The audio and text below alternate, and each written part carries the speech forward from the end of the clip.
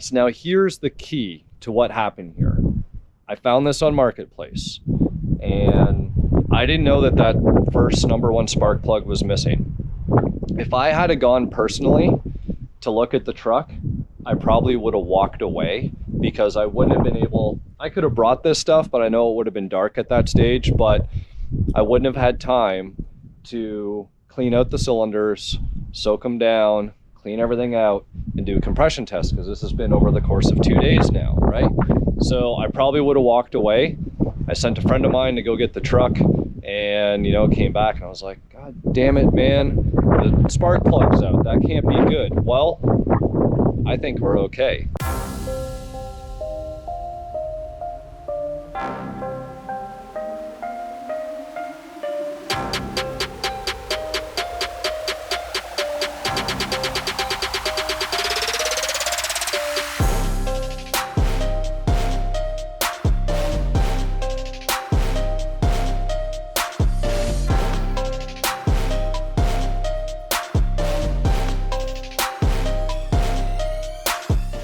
Well, it's the next morning here, and figured I'd give you guys an update at where I am with this, what used to be an 03 Harley Davidson truck. I actually ended up speaking to the gentleman that originally sold it to the kid that I got the truck off of.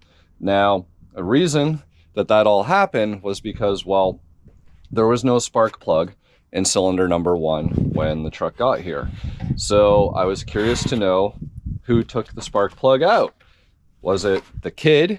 You know, because I called him out on it. He's like, no, man, he barely even knew what a spark plug was, it seemed. Either that, or he was either being really, really dumb, or he was being really, really smart and playing the, oh, I didn't know game.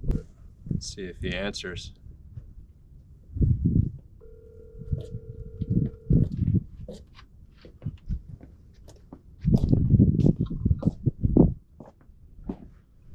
Hey man, how's it going? What's up, buddy? Not too much, man. I just had a quick question for you. Did you take the #1 spark plug out? No. Why? Because it wasn't in the motor. The #1 spark plug. Yeah. Is it like a big part of it? Well, that's where, for your cylinder, right? So tons of dirt and everything else is down in there. It wasn't covered or nothing? Like there's dirt in there?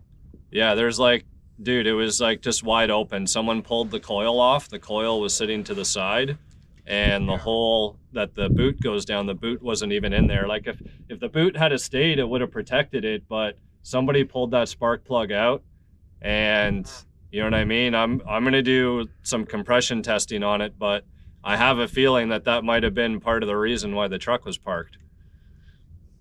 Because of that?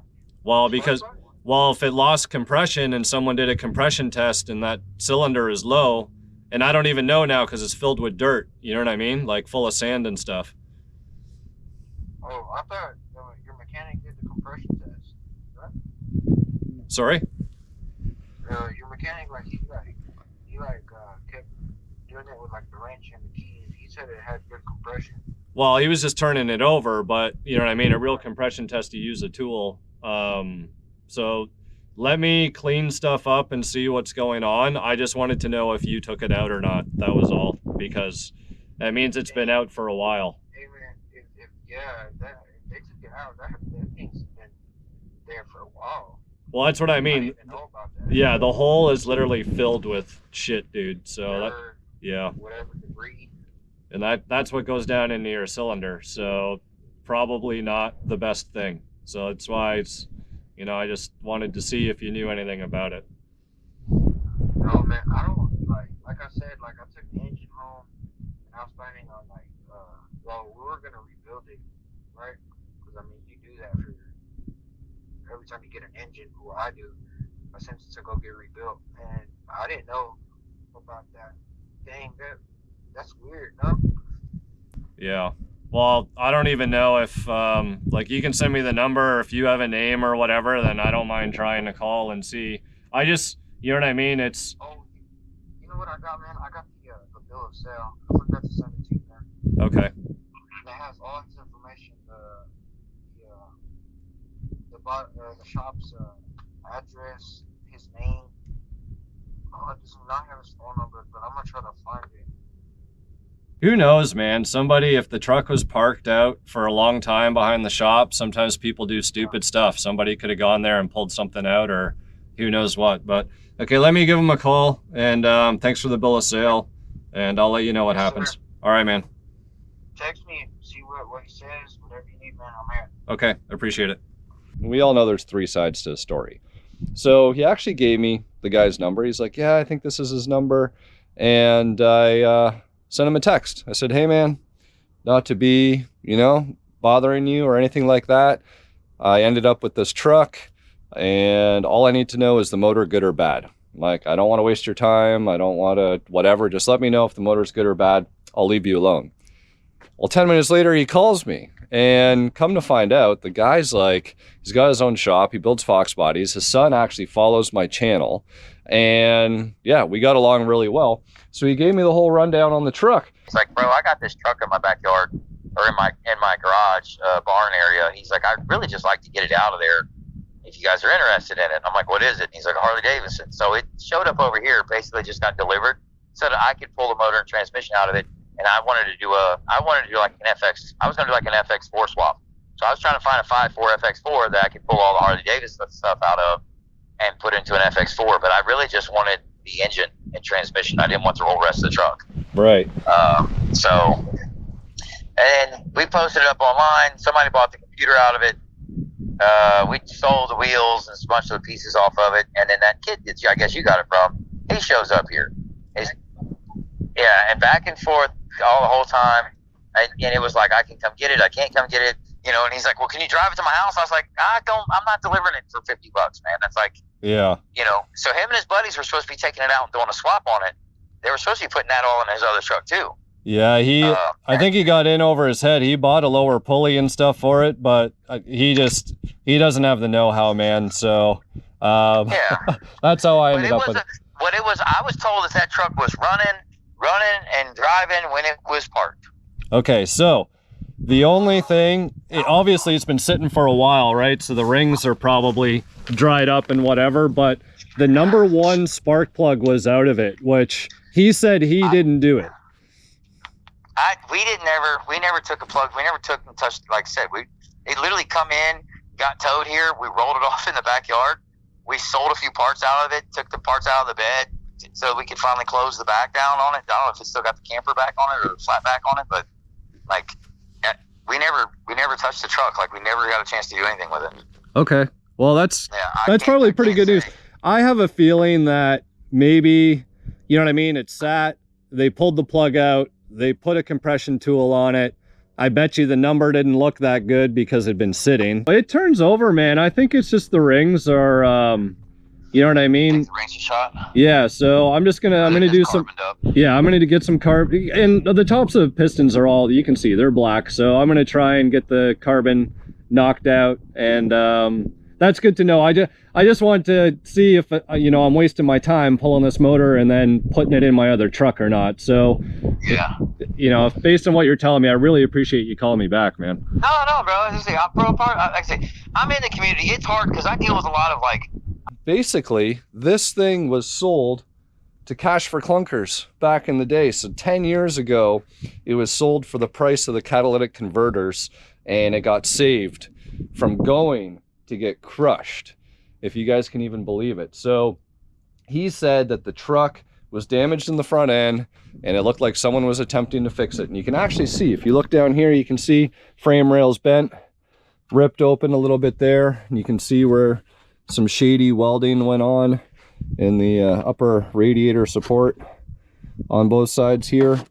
So I don't know if the truck was actually fully put back or what exactly happened there, but that was the extent of it. Truck was wrecked, didn't finish getting fixed, was going to get sold to Cash for Clunkers because they gave high incentives back then for everything, and the guy managed to buy it. Well, he bought it off the guy who saved it from going to Cash for Clunkers. So the consensus was that this motor, the truck ran and drove, and it was purely an accident related issue. The reason behind the truck being in the state that it's in. But it's confirmed that he didn't take out any spark plugs, and he had the truck the longest out of everybody. So if he didn't do it, I think the kid did it, or maybe the kid's friend did it. Maybe they tried to do a compression test on that first cylinder and either gave up or they got scared by the initial number, because you got to remember, this thing has been sitting for 10 years. So we know it turns over, and you know, the compression numbers after that much amount of time, you got to remember, some of the piston rings could be a little stuck. So I chatted with Mr. Notorious last night, and he was like, man, go ahead, throw some, you know, throttle body cleaner, combustion chamber cleaner, get enough in each cylinder that it coats the top of the piston, and it'll do its thing. Some of it evaporates, some of it will leak through, hopefully eat up some of that carbon, and then come back out, and we're going to go ahead and put some ATF down in each cylinder. Probably put, again, enough to probably coat the top of each piston.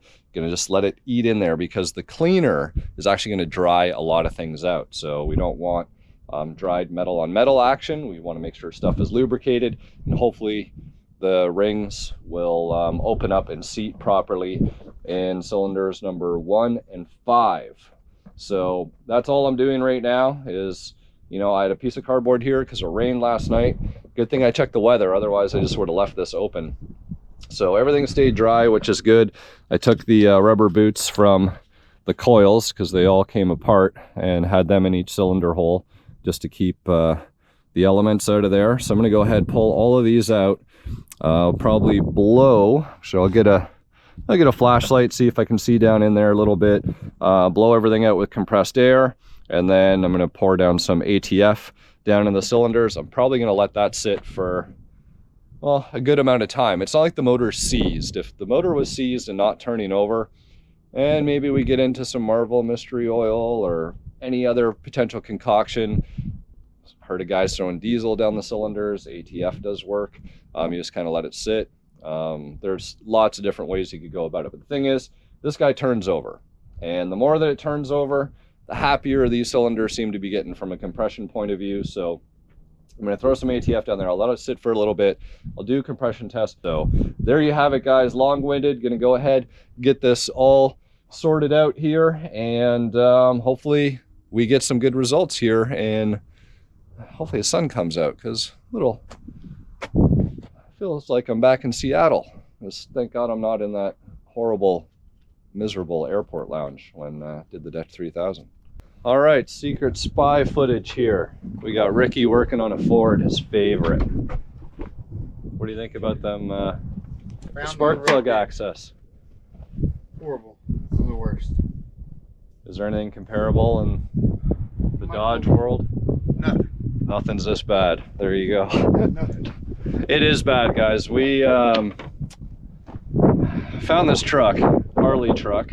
Well, it used to be a Harley truck. Somebody started stripping it down. And well, 03, 04 Harleys have a 5.4 that's supercharged, much like the Lightning. The only difference being this upper pulley is a little bit bigger.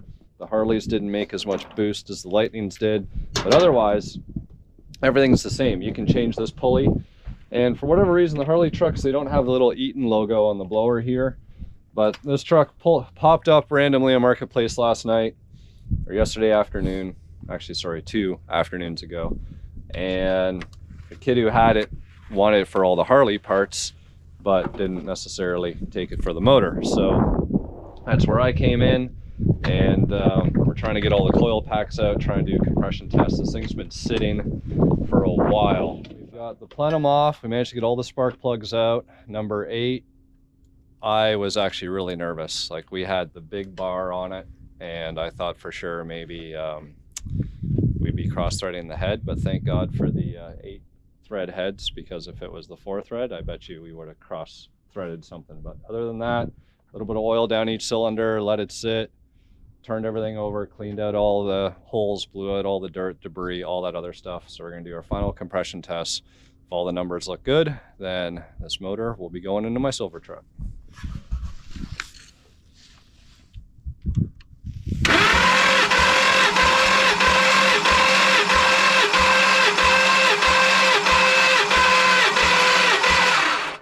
$190. 190? Almost 190. Looks good to me. I feel like we might need some more juice on the battery. A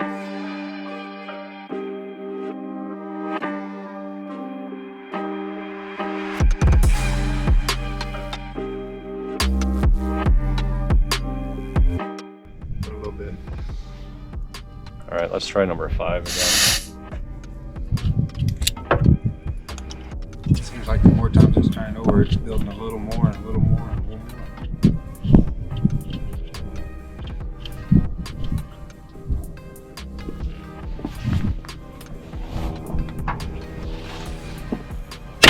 Jesus fuck.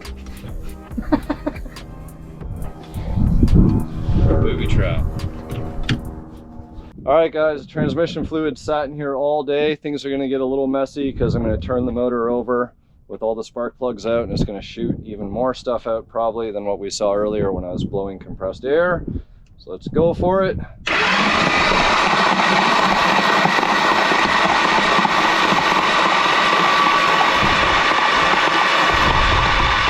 There we go, nice and messy, but hopefully the cylinder's nice and clean. Let me go grab the flashlight real quick.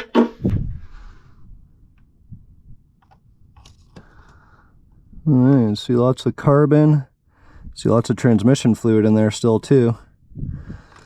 So I'm gonna get my little blowy tool on. We'll blow everything out, then we'll do our compression test.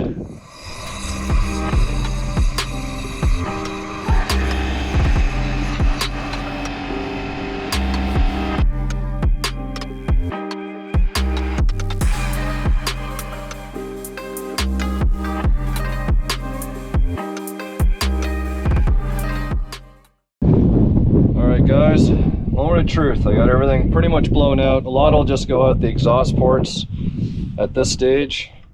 So let's see, this cylinder was about 190 yesterday when we left things off.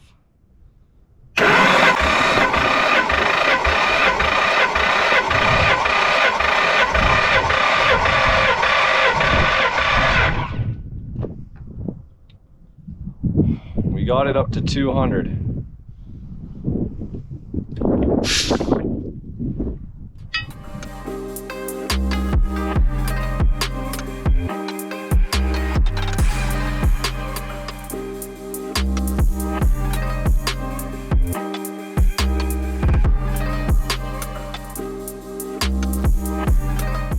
Number 1 cylinder is right up there, a contender with everybody else. It's sitting at like 200. I bet you a couple heat cycles, get these rings going again, and I'm gonna be okay. So this motor is officially gonna go into the Silver Lightning. It's gonna get pulled out. I'm gonna change, you know, all of my idler pulleys, my alternator, probably do a couple gaskets, maybe do the oil pump and pan gasket, probably put a new water pump on it. But other than that, I'll be able to put my intake, my Kenny Bell, everything else, be good to roll. So thanks for tuning in to this little diagnostic and mystery motors. Man, there's something about mystery motors. I don't know, I like them. And I feel like just because your expectation levels is so low, 2,300 bucks, and I got me a good motor, potentially. Let's hope the transmission's good. Truck ran and drove, and I got a rear end with 373s, as my truck is 99 2000 style with the 355s, and I've got 8 thread cylinder heads now. So that's it guys, thanks for tuning in, and hopefully on the next one with this motor, we're gonna see it going into the silver truck, and hopefully that truck up and running again. So be sure to stay tuned. Thank you again for your support as always, and we'll see you here next time on the Infamous Project.